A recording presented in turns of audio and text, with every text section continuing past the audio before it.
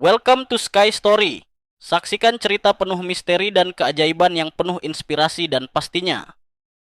Jangan lupa like, komen, dan subscribe. Selamat menikmati perjalanan di Sky Story. Judul, Pernikahan Setan. Di sebuah desa terpencil bernama Wanasari, terdapat sebuah kepercayaan kuno bahwa setiap 100 tahun sekali akan diadakan sebuah pernikahan gaib antara makhluk dari alam lain. Warga desa sudah lama meyakini bahwa malam itu tak boleh ada perayaan, pesta, atau suara musik. Tapi seperti biasa, generasi muda selalu merasa lebih tahu. Putri, seorang gadis kota yang baru saja pindah ke desa itu untuk tinggal bersama neneknya, tidak percaya tahayul. Ia bercita-cita menjadi event organizer dan ingin mengadakan pesta pernikahan bertema tradisional mistis di desa Wanasari bersama pacarnya, Dimas. Kebetulan, hari pernikahan mereka jatuh pada tanggal 29 Oktober, malam yang oleh warga disebut malam berdarah. Meskipun diperingatkan oleh tetua desa, Putri tetap nekat menggelar pesta di tanah lapang dekat hutan yang katanya angker. Di malam itu, musik gamelan diputar, lilin-lilin dinyalakan, dan para tamu berdatangan dengan pakaian adat lengkap. Tapi ada yang aneh, semakin malam, jumlah tamu bertambah, dan wajah mereka tidak dikenali siapapun. Sosok-sosok tinggi dengan mata hitam tanpa bola mata, wanita-wanita berkerudung putih yang tidak menapak tanah, anak-anak kecil yang hanya tersenyum tanpa pernah berkedip. Mereka datang tanpa diundang, tapi semua menyatu dalam keramaian. Seolah-olah, mereka memang bagian dari pesta itu. Tepat tengah malam, seorang pria tinggi berjubah merah muncul di tengah panggung. Ia tidak ada dalam daftar pengisi acara. Dengan suara berat dan bergema, ia mengucapkan kalimat dalam bahasa yang tidak dimengerti siapapun, kecuali nenek Putri, yang tiba-tiba muncul dan berteriak. Berhenti, itu pernikahan dunia bawah. Terlambat, Dimas pingsan. Putri tiba-tiba berubah pucat, dan matanya menatap kosong. Ia berjalan perlahan ke arah pria berjubah merah itu dan menggandeng tangannya, seolah-olah terhipnotis. Dengan langkah pasti, mereka berdua menghilang ke dalam hutan, diiringi oleh sorak-sorai para tamu tak dikenal yang kini memperlihatkan wujud aslinya, makhluk-makhluk mengerikan dari dimensi lain. Keesokan harinya, seluruh area pesta kosong. Tidak ada kursi, tenda, bahkan bekas api lilin pun tak tersisa. Hanya satu yang tertinggal, sebuah gaun pengantin putih tergantung di pohon, berlumuran darah. Putri tidak pernah ditemukan, namun setiap tahun, pada tanggal yang sama, warga mengaku melihat bayangan dua sosok berdiri di tengah lapangan, mengenakan pakaian pengantin. Mereka tidak bergerak, hanya menatap lurus, menunggu korban berikutnya untuk menggantikan pengantin dunia bawah. 2 minggu setelah pernikahan itu, desa Wanasari diliputi kabut yang tak biasa. Kabut turun sepanjang hari, padahal musim hujan belum tiba. Warga mulai resah. Beberapa di antara mereka mendengar suara gamelan samar-samar dari arah hutan setiap malam. Padahal tidak ada lagi yang berani mendekat ke sana sejak kejadian malam itu. Nenek Putri, yang dikenal sebagai Mak Ranti, mulai bertingkah aneh. Ia sering duduk diam di depan rumah, menatap ke arah hutan, sambil bergumam dalam bahasa kuno yang sudah tidak dipahami lagi oleh penduduk modern. Beberapa anak kecil yang lewat mengatakan kadang melihat bayangan putih berdiri di belakang Mak Ranti. Tapi setiap kali dilihat lebih dekat, bayangan itu lenyap. Suatu malam, seorang pemuda desa bernama Banyu memberanikan diri untuk menyelidiki suara gamelan. Ia adalah sahabat masa kecil Putri dan diam-diam menyimpan rasa padanya. Rasa bersalah karena tidak bisa menghentikan pesta itu mendorongnya pergi. Bersama dua temannya, Banyu masuk ke dalam hutan dengan membawa kamera dan senter. Baru 50 meter masuk, suasana berubah drastis. Pepohonan jadi lebih rapat, udara semakin dingin, dan kabut mulai berputar seperti hidup. Kamera mereka menangkap bayangan sosok pengantin berdiri di antara pepohonan. Tapi yang membuat mereka ketakutan adalah wajah Putri, tersenyum kaku, dengan mata hitam sepenuhnya, seperti kaca kosong. Lalu suara itu terdengar, bukan dari arah manapun, tapi dari dalam kepala mereka. Lebih besar dari, siapa yang berani datang ke perjamuan kedua. Salah satu teman Banyu langsung pingsan. Yang satu lagi menjerit dan lari. Tak pernah ditemukan hingga kini. Banyu sendiri tidak bisa bergerak. Ia melihat putri perlahan berjalan ke arahnya. Lalu berkata dengan suara yang bukan suaranya.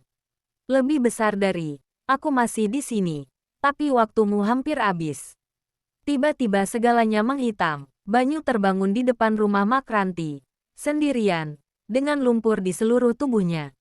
Makranti hanya berkata pelan. Lebih besar dari, kau sudah melihatnya. Sekarang kamu bagian dari pernikahan itu. Entah kau pengantin, atau pengganti. Sejak kejadian di hutan, Banyu tak pernah sama lagi. Matanya sering kosong menatap langit. Dan ia mulai menggambar sosok wanita bergaun pengantin dalam buku catatannya. Berulang-ulang, dengan darah dari ujung jarinya yang digigit hingga robek. Warga mulai takut. Beberapa mendesak Makranti untuk menyelesaikan masalah ini. Tapi Makranti tahu, masalah ini bukan untuk diselesaikan, tapi untuk ditebus. Perjanjian lama, Makranti akhirnya mengungkap rahasia besar kepada para tetua dan Banyu. Ratusan tahun lalu, leluhur putri membuat perjanjian dengan bangsa lelembut. Sebuah pembuatan batas antara dunia manusia dan dunia makhluk halus. Perjanjian itu menyatakan bahwa setiap 100 tahun, salah satu keturunan dari keluarga mereka harus dinikahkan dengan entitas dari dunia bawah untuk menjaga keseimbangan antara dunia manusia dan dunia gaib. Putri adalah keturunan terakhir, tetapi karena pernikahan itu diganggu dan disaksikan oleh banyak manusia, ritualnya menjadi rusak. Sehingga, satu dari para saksi harus menggantikan posisi pengantin, dan entitas gaib itu sudah memilih Banyu. Lebih besar dari, dia datang dengan cinta, bukan paksaan. Itu membuatnya cocok, bisik suara dalam mimpi Banyu malam itu. Pemanggilan kedua, Makranti memutuskan melakukan upacara pemanggilan di tempat pernikahan semula untuk membuka gerbang dan memohon pertukaran.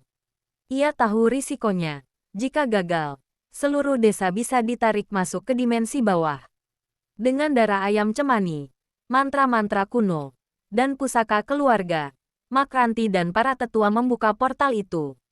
Hutan mendadak senyap, tanah berguncang, langit berubah merah. Dari kabut, putri muncul, mengenakan gaun pengantin yang kini membusuk dan basah oleh tanah kuburan. Di sampingnya berdiri sosok tinggi, berjubah merah, wajahnya tertutup topeng emas.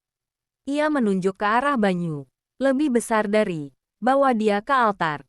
Namun sebelum Banyu diserahkan, Makranti mengambil pisau keramat dan menancapkannya ke tanah sambil berteriak.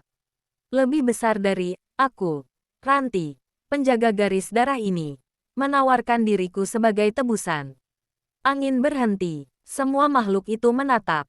Lalu pria berjubah merah berbicara. Lebih besar dari, kau darah lama, tak berguna, kami ingin jiwa muda, cinta baru. Putri menatap Banyu, air mata hitam menetes dari matanya. Lebih besar dari, aku tak ingin kamu di sini. Lari, Banyu, sebelum semuanya terlambat. Tapi Banyu tak lari, ia maju, menatap putri dalam-dalam dan berkata, lebih besar dari, kalau kau tinggal, aku tinggal. Kalau kau harus mati, aku ikut. Seketika, kabut meledak, pohon-pohon berteriak, dan teriakan dari ribuan suara mengisi langit. Dunia seakan retak, dan sunyi. Setelah itu, pagi harinya, desa kembali normal. Tidak ada kabut, tidak ada bayangan. Tapi tak ada yang tahu apa yang terjadi pada Banyu dan Putri. Di tengah lapangan tempat mereka hilang, terdapat dua batu nisan tanpa nama, diukir dengan simbol kuno dan diapit bunga putih yang tidak pernah layu. Namun setiap malam tanggal 29 Oktober warga yang lewat mengaku melihat dua sosok duduk di bawah bulan purnama, berpakaian pengantin, berpegangan tangan, memandang langit, menunggu saat mereka benar-benar bisa bebas. 3 tahun telah berlalu sejak kejadian aneh itu di Wanasari.